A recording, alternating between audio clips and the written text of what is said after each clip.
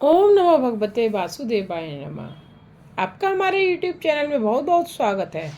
आज की कथा में हम विशेष रूप से राजा जनक द्वारा स्वयंवर के आयोजन की कथा का श्रवण करेंगे। अगर आपको आज की कथा समझ ना आए तो आप मेरे चैनल पर जाकर इससे पहले की कथा को जरूर श्रवण कीजिएगा, जिससे आपको आज की कथा आसानी से समझ आएगी। सूत जी कहते हैं, ज्ञानी पुरुषों को भी भाग्य तो झेलना ही पड़ता है। रामचंद्र जी का वैराग्य दूर हुआ। वे 16 वर्ष के हो गए हैं अब। उस समय विश्वामित्र का यज्ञ संपन्न हो रहा था। उसमें मारीच, सुबाहु आदि राक्षस बाधा डाल रहे थे। विश्वामित्र ने सोचा कि रामचंद्र जी ही मेरे यज्ञ की रक्षा कर सकते हैं। अयोध्या जाकर राम लक्ष्मण को ले आऊं, दर्शन से कृतार्थ भी हो जाऊंगा। भागवत में रामचरित्र का आरंभ इसी प्रसंग में किया गया है। विश्वामित्र अयोध्या में आए, सरयू में स्नान किया और फिर महाराज दशरथ की सभा में आए। दशरथ जी ने स्वागत करते हुए नमन किया। मेरे पूर्वजों के पुण्य प्रताप से आप जैसे ऋषि मेरे घर आए हैं, क्या सेवा करूं मैं आपकी। विश्वामित्र ने आशीर्वाद देते हुए कहा, मेरे यज्ञ में राक्षस विघ्न कर रहे हैं, सो राम व लक्ष्मण को मेरे यज्ञ की रक्षा के लिए भेजिए। विश्वामित्र की ऐसी मांग से राजा घबरा गए। दशरथ ने कहा, मुनिवर, आपने ठीक नहीं मांगा। ये बालक मुझे अपनी वृद्धावस्था में मिले हैं। मुझे तो संतान की कोई आशा ही नहीं थी, किंतु आप सभी के आशीर्वाद से 4 संतानें मिली। मुझे ये सब अत्यंत प्रिय हैं, किंतु राम सर्वाधिक प्रिय है। राम के बिना मैं नहीं रह सकता। उसे मेरी आंखों से दूर ना करें। मैं आपसे क्या कहूँ, राम मुझे प्रतिदिन 2 बार साष्टांग प्रणाम करता है, मेरी हर आज्ञा का पालन करता है। ऐसा पुत्र ना तो कभी हुआ है और ना कभी होगा। छोटे भाइयों से भी उसे अधिक प्रेम है। वह बहुत भोला है, मर्यादा का पूर्णतः पालन करता है। राम की प्रशंसा करते करते राजा का हृदय भर आया। जल के बिना मछली शायद रह सकती है, किंतु राम के बिना दशरथ नहीं जी सकते। फिर बोले, गुरुजी, मैं आपको ठीक ही कहता हूँ कि राम के दूर जाने से मेरे प्राण चले जाएंगे। आप चाहें तो मैं अपना सारा राज्य दे दूँ, अपने प्राण तक दे दूँ, किंतु मुझसे मेरे राम को दूर ना करें। राम देत नहीं बनई गुसाई। मैं अपने राम के बिना एक क्षण भी नहीं जी सकता। मैं प्राण दे सकता हूँ, राम नहीं। दे प्राण ते प्रिय कछु नाही, सो मुनि देऊ निमिष एक माही। जगत में दशरथ सा पिता नहीं हुआ है और राम सा पुत्र भी नहीं हुआ है। राम जब वन में गए थे तो दशरथ ने अपनी अंतिम सांस तक राम का ही नाम लिया था।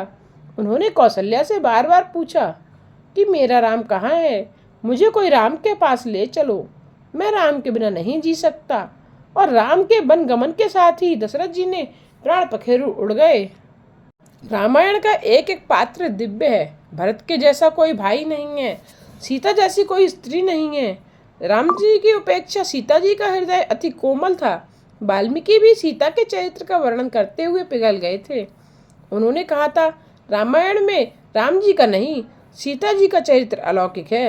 राम जी सरल हैं, किंतु सीता जी की सरलता तो अद्भुत है। वाल्मीकि रामायण में एक प्रसंग है। रावण के साथ युद्ध की समाप्ति होने पर हनुमान जी अशोक वन में आए।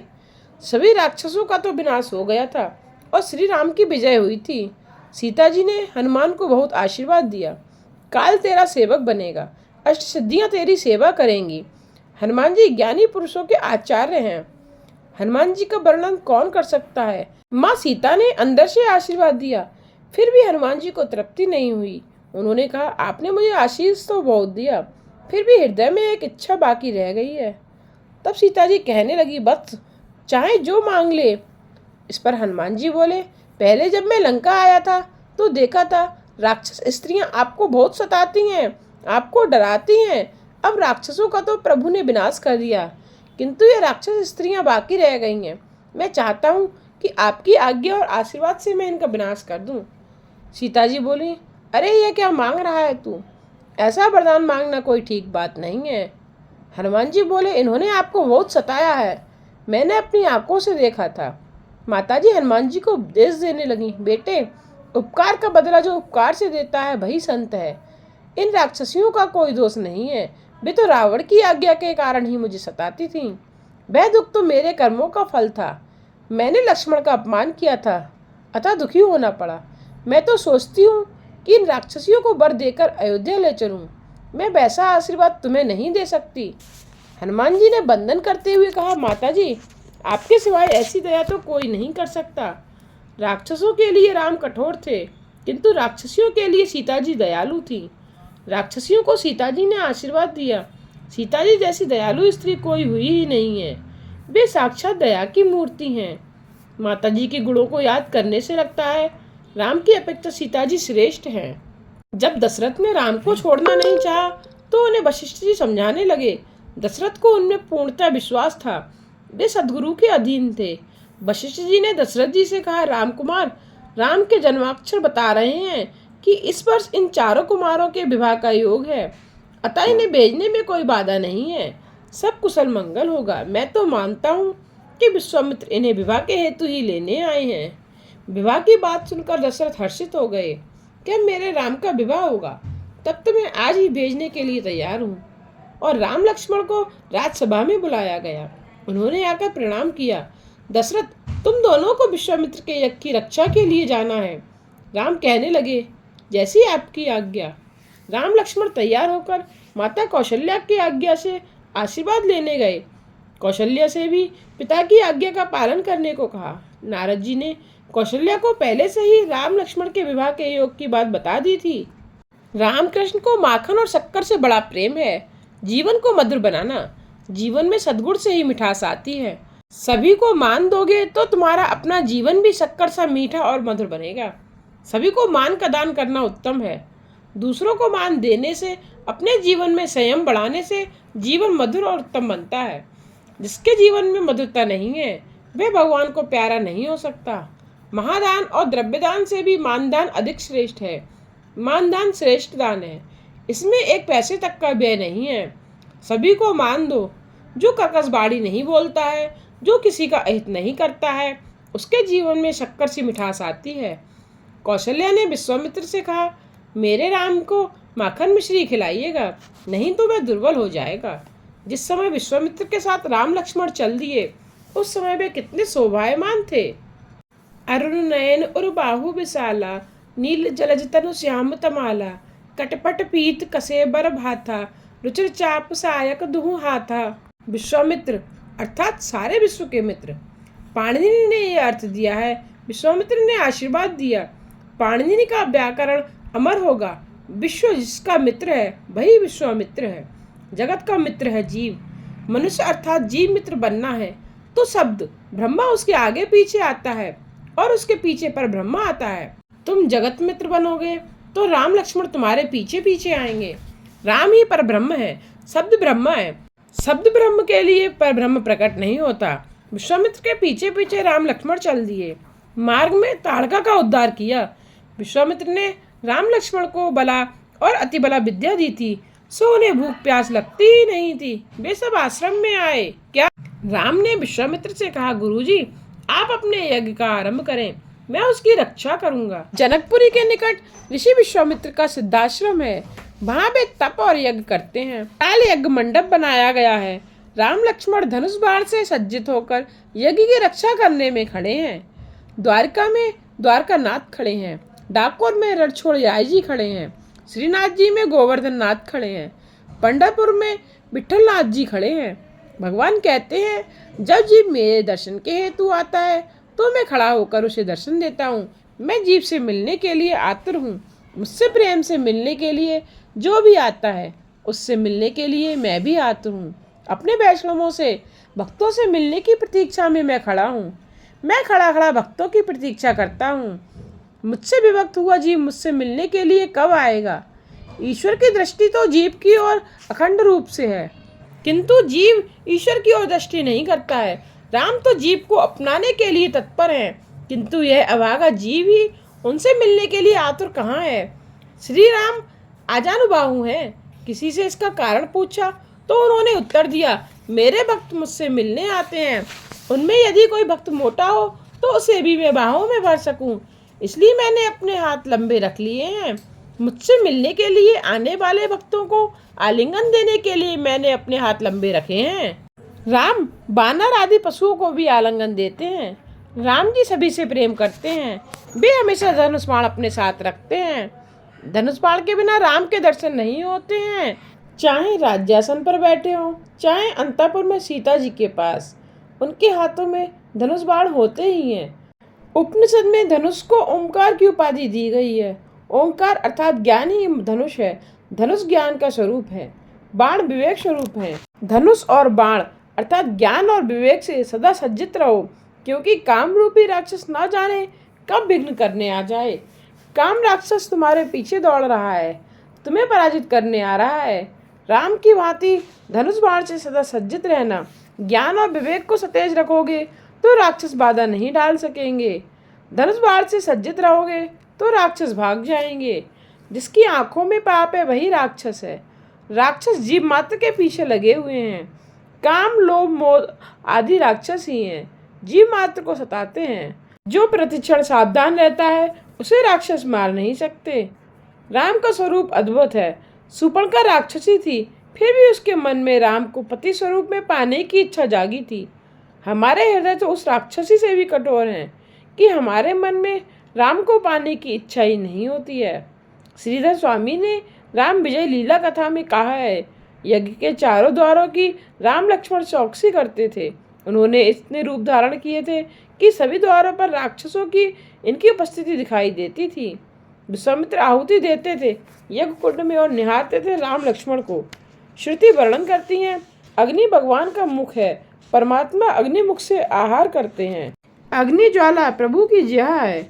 ब्राह्मणगण वेद मंत्रों का उच्चारण करते हुए अग्नि में आहुति दे रहे हैं। विश्वामित्र राम लक्ष्मण पर दृष्टि लगाए हुए यज्ञ कर रहे हैं। मन की मलिनता को दूर करने के लिए यज्ञ किया जाना चाहिए। यज्ञ स्वाध्याय तप ध्यान का फल है मन शुद्धि। मन शुद्धि का फल है परमात्मा का दर्शन। राक्षस जान गए कि विश्वामित्र ने यज्ञ का आरंभ किया है, तो वे बाधा डालने आ पहुंचे। रामचंद्र के बार बार दर्शन होने से मारीच का स्वभाव बदल गया। जिसके दर्शन से स्वभाव बदल जाता है वही ईश्वर है। मारीच ने सोचा कि विश्वामित्र के इस यज्ञ में विघ्न करना ठीक नहीं है। आज मेरे मन में ऐसे विचार क्यों आ रहे हैं? शायद इन बालकों को देखकर मेरा मन बदल गया है। आज मेरा मन मेरे बस में नहीं है। इन बालकों से मिलने की इच्छा हो रही है। मारीच था तो राक्षस, फिर भी राम के दर्शन से उसकी बुद्धि सुधर गई।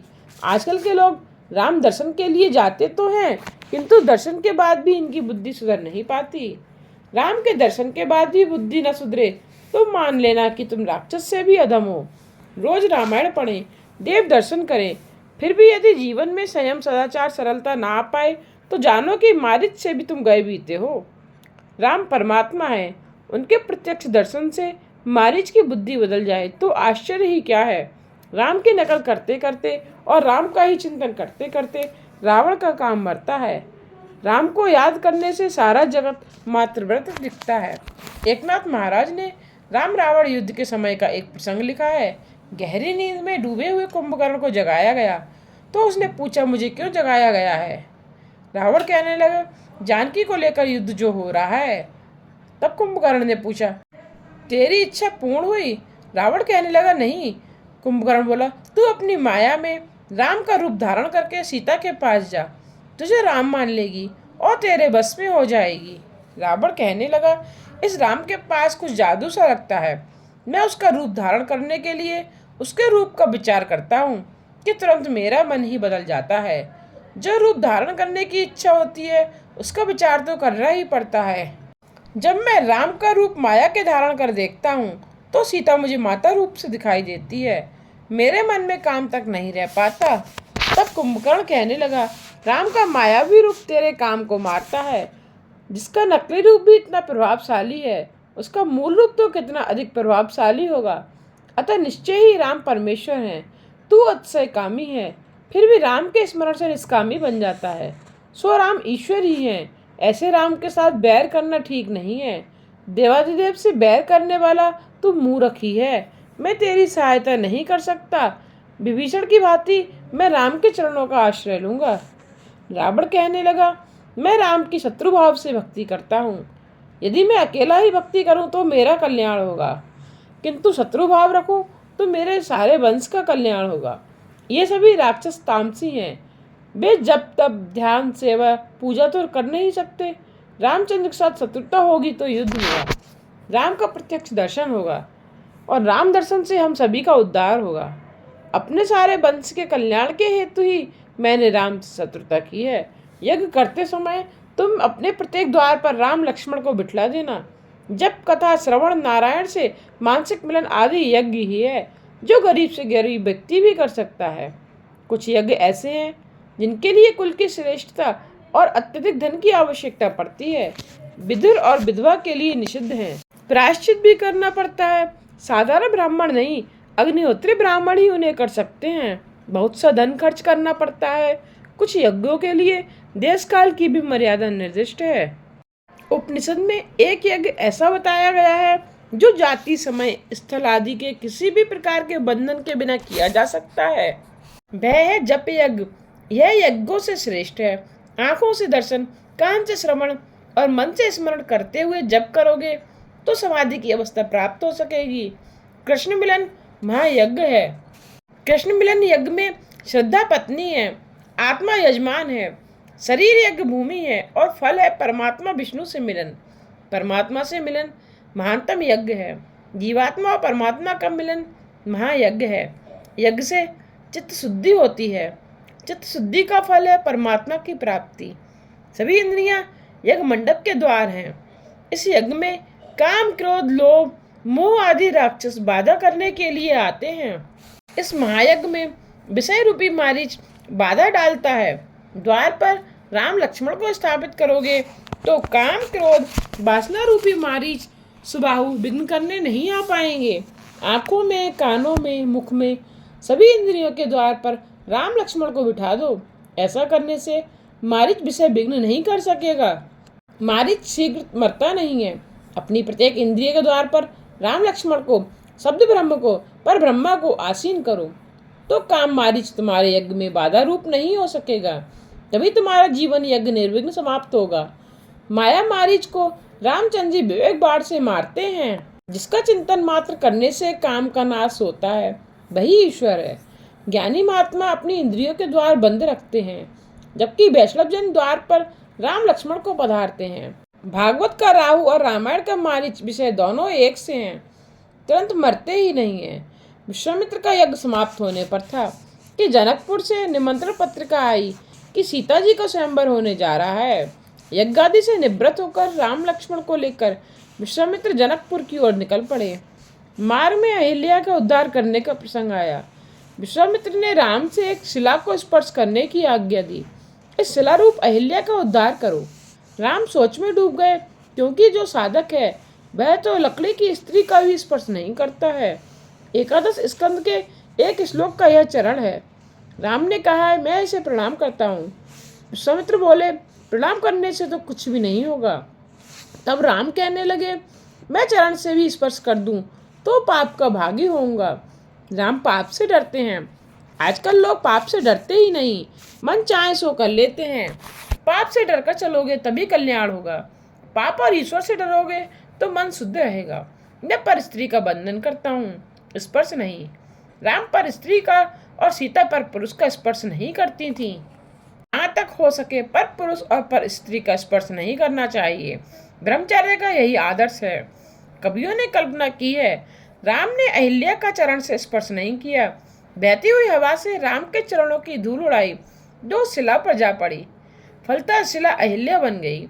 एकनाथ जी ने भी यही कहा है, रामचरण की रज में ऐसी शक्ति है कि अहिल्या का उद्धार हो गया। अहिल्या अर्थात बुद्धि, मात्र काम सुख का ही विचार करने वाली बुद्धि जड़ पत्थर सा बन जाती है। कोमल बुद्धि ही ईश्वर के पास जा सकती है, जड़ पत्थर सी नहीं।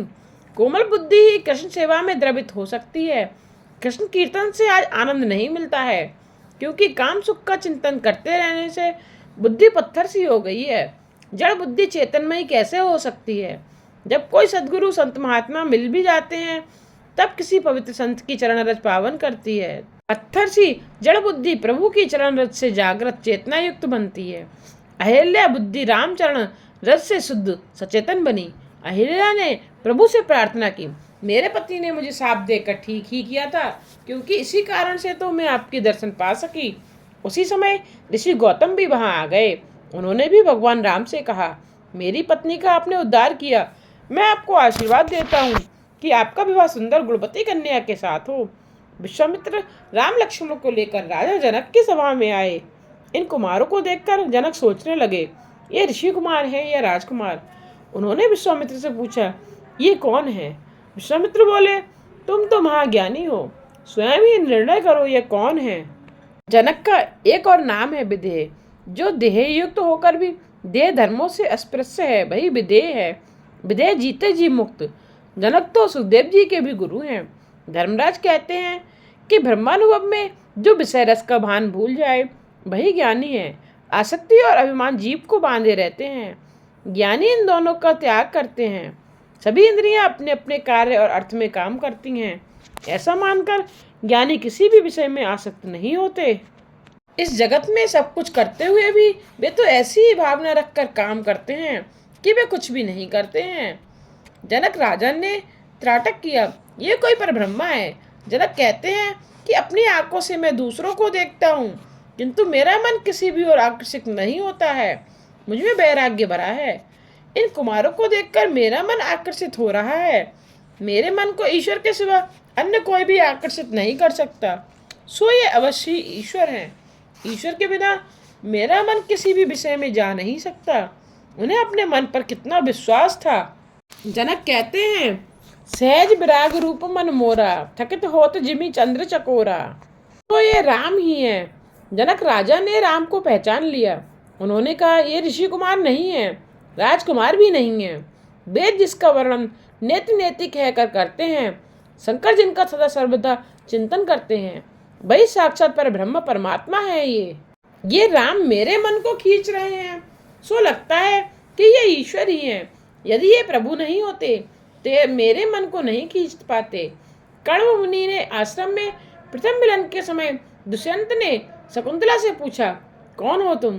शकुंतला कहने लगी, मैं महर्षि कण्व की कन्या हूँ। तब दुष्यंत बोले, तुम्हें देखकर मेरा मन चंचल हो गया है। वैसे तो मेरा मन पवित्र है। ब्राह्मण कन्या मेरे लिए माता समान है। तुम्हें देखकर मेरा मन चंचल हुआ है। अतः मैं जानता हूँ कि तुम मेरी जाति की ही हो। मेरा मन ही प्रमाण है इस बात का। अपने मन पर उसे कितना विश्वास था। शकुंतला बोली, आप पवित्र हैं, महान हैं, मेरे जनक हैं। क्षत्रिय विश्वामित्र, कर्ण ऋषि तो मेरे पालक पिता हैं। मैं क्षत्रिय कन्या ही हूँ। जनक राजा कहने लगे, आज तक मैं निराकार ब्रह्मा की ही चिंतन करता था। आज मेरा मन कह रहा है कि निराकार ब्रह्मा का चिंतन छोड़कर इस सगुण राम का चिंतन किया जाए तो अच्छा हो। मुझे अब लगता है कि निराकार नहीं साकार का ध्यान करूं। ये राम ईश्वर ही हैं। विश्वामित्र कहने लगे, राजन, यह तो तुम्हारी दृष्टि का गुण है। ज्ञानी अभेद भाव से चिंतन करते हैं। तुम्हारी वृत्ति ब्रह्माकार है, सो तुम्हें ऐसा लगता है, अन्यथा ये तो दशरथ राजा के पुत्र हैं। जनक तो महाज्ञानी हैं। उनकी प्रशंसा गीता में श्री कृष्ण ने भी की है। जनक राजा ने कर्म द्वारा ही परम सिद्धि प्राप्त की थी, अन्यथा गीता में और किसी की भी प्रशंसा नहीं की गई है। विश्वामित्र, राम और लक्ष्मण जनकपुरी के बाहर एक उद्यान में रह रहे हैं। सायंकाल की संध्योपासना भी नियमित रीति से करते हैं। विश्वामित्र के साथ उन्होंने सत्संग किया। रात्रि के समय वे विश्वामित्र की चरण सेवा करने लगे। आशीर्वाद मांगने से नहीं, अपने आप हृदय से मिल जाते हैं। विश्वामित्र ने भी इन राजकुमारों को हृदय से आशीर्वाद दिया, कल्याण हो तुम्हारा। लक्ष्मण राम की सेवा कर रहे हैं। वे सोचने लगे कि कल से चरण सेवा का लाभ नहीं पा सकूंगा, कल बड़े भैया का विवाह होगा, अतः उनके चरण सेवा का अधिकार अब तो भाभी को ही मिलेगा। सेवा करने का यह मेरा अंतिम दिन है। कल से मैं सेवा नहीं कर पाऊंगा। राम की सेवा के बिना मुझे चैन नहीं मिलता। सेवा और स्मरण के बिना जिसे चैन ना मिले वही सच्चा वैष्णव है। जो सेवा और स्मरण के हेतु जीता है वही वैष्णव है। लक्ष्मण को बड़ा दुख होने लगा कि अब सेवा का अधिकार और अवसर छीना जाएगा। उनका मन अकुलाने लगा, उनका हृदय भर आया, आंखों में आंसू की बौछार होने लगी। प्रभु ने देखा कि उनका लक्ष्मण रो रहा है। वे लक्ष्मण से रोने का कारण पूछने लगे। लक्ष्मण, क्यों रोते हो? क्या माता की याद तो नहीं आ गई है? तुम रोते हो तो मुझे बड़ा दुख होता है। रामचंद्र जी का प्रेम आदर्श प्रेम था। लक्ष्मण संकोच बस बोल नहीं पा रहे थे। राम लक्ष्मण के हृदय को जानते हैं। उन्होंने लक्ष्मण से कहा, भाई, मेरे विवाह के बाद दाहिने चरण की सेवा तुम करना और बाएं चरण की सेवा सीता करेगी। तुम्हें देखे बिना मुझे नींद नहीं आती। विवाह के बाद भी मैं तुम्हें नहीं छोड़ूंगा। चाहे तेरी भाभी को छोड़ना पड़े, तुझे नहीं छोड़ूंगा। राम सभी के अंतर्यामी हैं, किंतु लक्ष्मण तो राम के भी अंतर्यामी हैं। तो ऐसा था राम और बंधु प्रेम। दूसरे दिन प्रातः काल हुआ तो लक्ष्मण जी सबसे पहले उठ गए। स्त्री का धर्म है कि पति के भोजन के पहले भोजन और शयन के पहले शयन ना करे। यही धर्म सेवक का भी है। विश्वामित्र जी शालिग्राम की पूजा करते थे, सो राम लक्ष्मण को पूजन के लिए पुष्प, तुलसी दल आदि लेने के लिए उन्होंने उद्यान में भेजा। राम लक्ष्मण पुष्प और तुलसी दल एकत्र करने के लिए उद्यान में घूमने लगे। माली को चाचा कहकर पुकारा। माली ने पीछे से देखा तो राम लक्ष्मण उसे बुला रहे थे। उसने कहा, मैं तो एक अधम सेवक हूँ। राम ने कहा, सेवक भले हो, किंतु हमसे तो आप बड़े हैं। राम की विनय से माली उन्हें बार बार नमन करने लगा। राम सभी को एक समान मानते थे, अतः उनके वनगमन से अयोध्या की समग्र पूजा का अश्रुस्त्रावण कोई आश्चर्य की बात नहीं है। राम लक्ष्मण तुलसी को भी वंदन करते हैं। तुलसी की नित्य वंदना करने वाले को कभी बीमार नहीं होना पड़ता। प्रणाम किए बिना कभी तुलसी ना लो, उसे नाखून से मत तोड़ो। जब भी तुलसी दल चुनने का प्रसंग आए, उनसे प्रणाम करके कहो कि ठाकुर जी के चरणाविंद में चढ़ाने के लिए चुनने की अनुमति दें। तुलसी तो राधा जी का अवतार है। सायंकाल के बाद तुलसी का स्पर्श ना करो। स्त्री का धर्म है प्रतिदिन तुलसी और पार्वती की पूजा करे। ऐसा करने से सौभाग्य अखंडित रहता है। उसी समय उद्यान में सीता जी भी आईं। राम और सीता की दृष्टि का मिलन हुआ। इस दृष्टि का मिलन की कथा मात्र तुलसीदास जी के रामचरितमानस में कही है। वाल्मीकि रामायण, भावार्थ रामायण, आनंद रामायण, अध्यात्म रामायण आदि में नहीं है। सीता जी ने जगदम्बा को प्रणाम करके राम जैसा पति मांगा। सीता जी प्रार्थना करती हैं, जय जय गिरबर राज किशोरी, जय महेश मुख चंद चकोरी, देवी पूजी पद कमल तुम्हारे, सुनर मुनि सब होए सुखारे। राम लक्ष्मण पुष्प आदि लेकर वापस आए और विश्वामित्र से कहा कि जिस कन्या का स्वयंवर होने जा रहा है वह भी उद्यान में आई हुई थी। राम का स्वभाव बड़ा सरल है, उनके मन में छल कपट नहीं है। विश्वामित्र ने कहा, वत्स, मैं जानता हूँ कि इस समय प्रतिदिन वह उद्यान में आती है और इसीलिए तो मैंने तुम्हें वहाँ भेजा था कि वह तुम्हें देख ले। स्वयंवर का समय आया। राजा जनक ने राजसभा में कहा, मेरी पुत्री जब 3 वर्ष की थी तब इस धनुष को घोड़ा बनाकर खेलती रहती थी। इस धनुष को जो भंग करेगा उससे मैं अपनी पुत्री का विवाह करूंगा। इस सभा में रावण भी उपस्थित था। बिना कारण क्लेश करे अपनी जयकार स्वयं करे, जो स्वयं आत्म प्रशंसा करता फिरे वह रावण है। इस सभा में भी वह अपनी जयकार कराने लगा। बिना कारण ही उसने राजा जनक से झगड़ा मोल लिया। धनुष उठाने का प्रयत्न करता हुआ वह अपनी जय जयकार करने लगा। अपनी प्रशंसा अपने आप ही करे, वह रावण ही है। पार्वती जी ने शिव जी से कहा, आपका शिष्य रावण बहुत अभिमानी हो गया है, कुछ ऐसा उपाय करें कि वह धनुष उठा ही न सके। 300 शिव सेवक सूक्ष्म रूप धारण करके उस धनुष पर बैठ गए। रावण धनुष न उठा सका और भरी सभा में उसकी सेखी धूल में मिल गई। ऐसा होने पर अन्य सभी राजा भी सावधान हो गए। जब महाबलवान रावण को मुक्की की खानी पड़ी तो हमारी हस्ती ही क्या है, सब धनुष उठाने से कतराने लगे। आज की कथा को यहीं विश्राम करते हुए कल की कथा में हम जानेंगे कि किस प्रकार से धनुष का भंग हुआ और श्री रामचंद्र जी का विवाह हुआ। उम्मीद करती हूँ कि आपको आज की कथा समझ आई होगी। आगे की कथा जानने के लिए मेरे चैनल को सब्सक्राइब करके बेल आइकन पर प्रेस करना ना भूलिएगा, जिससे आने वाले वीडियोस के नोटिफिकेशन आप तक पहुँचते रहें।